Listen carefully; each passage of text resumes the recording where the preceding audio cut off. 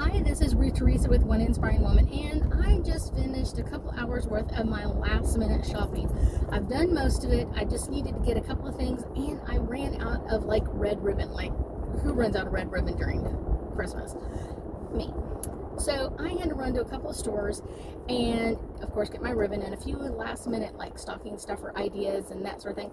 But while I was out and about, I was really watching people, and I was listening to some music that I had put on my phone to just kind of keep me calm while I was out and about. I would say it was really kind of interesting to just observe, not listen because I had my headsets in, but just to really, really listen, not to listen, but just to watch. And it was really interesting to see a lot of people that were having anxiety issues, that were being overwhelmed by the other people around them. They were being overwhelmed by just being around other shoppers. I thought it was really interesting, and probably something I don't always observe. I can usually feel it, but I don't always observe it to this extent. Like I said, because I wasn't really listening, I was just watching everybody. So there was a mom and her son, and I could tell that he was on the autistic scale at some point, and I just thought it was really interesting. At first, when we first kind of walked in the store, they walked in maybe 2 minutes before I did, and I could observe him as his mom walked around and looked at things and that sort of thing. He was getting to the point where I'm really freaking out over this energy, and I thought it was really interesting. His mom kind of just ignored it, and I'm just kind of interesting, because I would have thought, being a mom of an autistic child, you would be able to kind of watch or observe him interacting and kind of give him some space, or kind of let him know what was about to happen, or we're about to go into the mall, because he was this is not the store you said we were going to, this is not where we're supposed to be, and this is I don't like here, there's too many people. And he was kind of going through an anxious time, and part of that is that psychic ability that autistic people have, of just picking up on that energy, picking up on that, I'm just feeling overwhelmed, I'm feeling just, oh my gosh, this is really freaking me out kind of energy.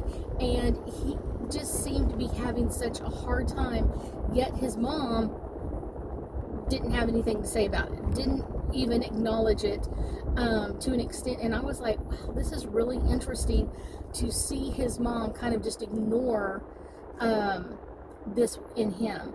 I thought was really interesting. So I think that's the interesting part about having an autistic child. I see them as children that have a lot of psychic abilities, and a lot of them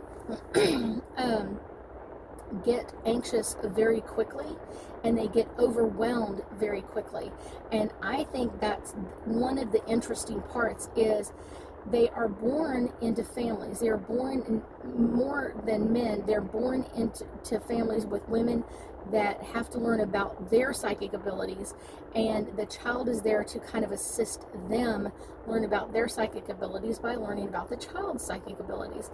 So when you come at a child that has autism, it's one of those, you need to do it and think about what is your energy? What is your energy for that day? And one of the things I also thought was really interesting is that a lot of people end up putting handing the kid a cell phone, here, watch a movie, or here, play a game, or whatever else. And that's not teaching anybody anything. That's not teaching anything but how to ignore what's going on around you. They're still being affected by it. They're still being upset by it, or whatever it is. They're still catching that energy, but they're kind of now they're taught to kind of turn this off, or kind of go into a shutdown mode, or don't worry about it. The thing is, though, you're not teaching them how to deal with it. One of the things I would say is having them have a couple of stones that really work for them to help calm that energy down. Maybe something that you could rub in your hands, or kind of flip with your finger, or something like that would be more important than a game. I would also say that one of the things that would be really important is kind of some code words.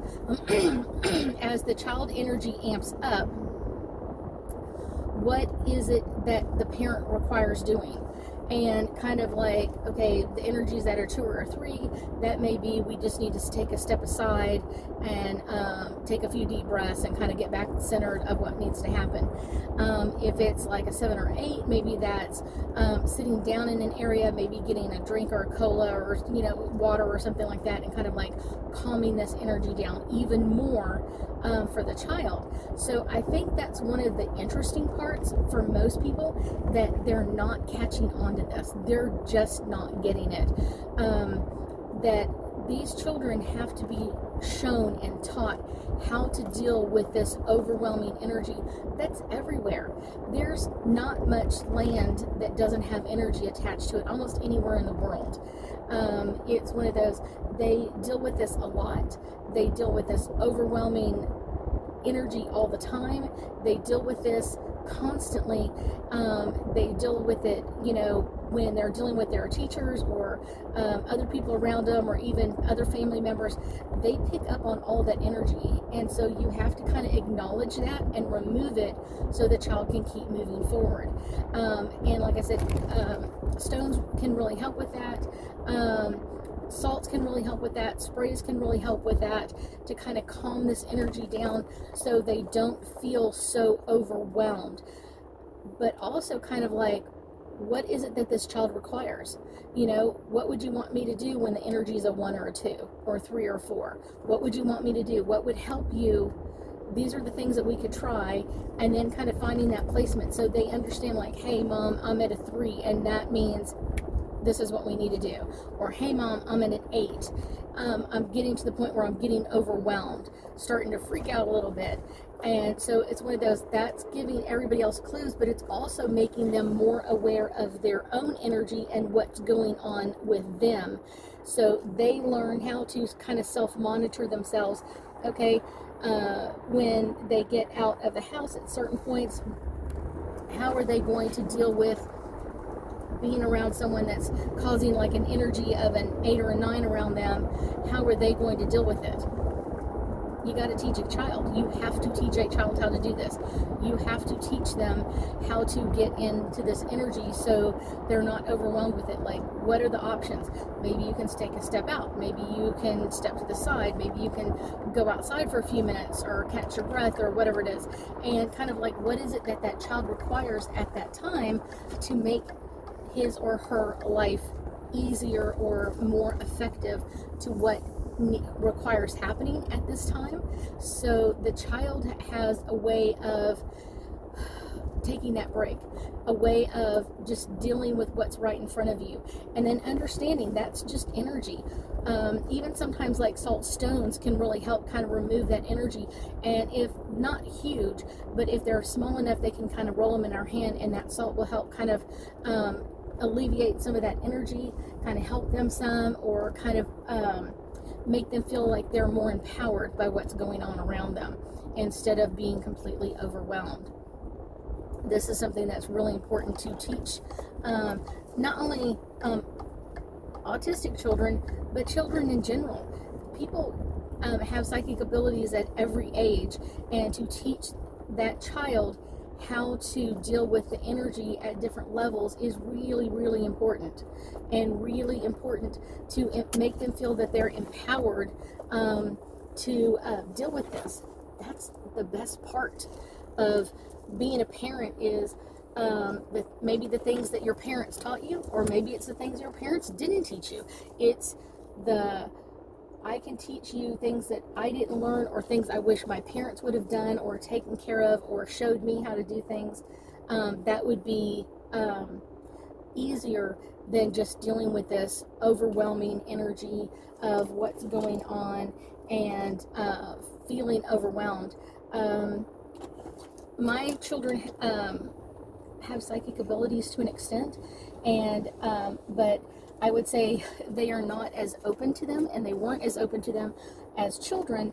But it's one of those, there are children that are more open, and sometimes they just can't turn it off. They literally cannot turn it off. They cannot deal with that part at all, of like turning that psychic ability off completely, so that they are able to deal with everyday life. When kids go in to take an exam or a big final exam that we're about to come up to, kind of, not only is that child, autistic or not, if they just have their psychic abilities on board, they're going to be feeling not only their anxiousness about it, but they're going to be feeling several other people's in the classroom, if not the whole classroom.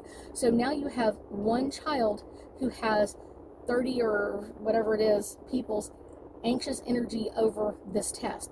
Did I study enough? Did I not study enough? Did I learn, or how do you spell that one word that I couldn't spell correctly? Whatever it is, that's going to overwhelm them and kind of let them know that you have to learn how to deal with this. You have to learn how to deal with this kind of energy all the time. And how do you push that energy off? And how do you deal with this? And how do you work through this? This is most important. This is like one of those life lessons parents so require. Teaching their kids, how do you deal with this? How do you work through this energy? How do you deal with this part?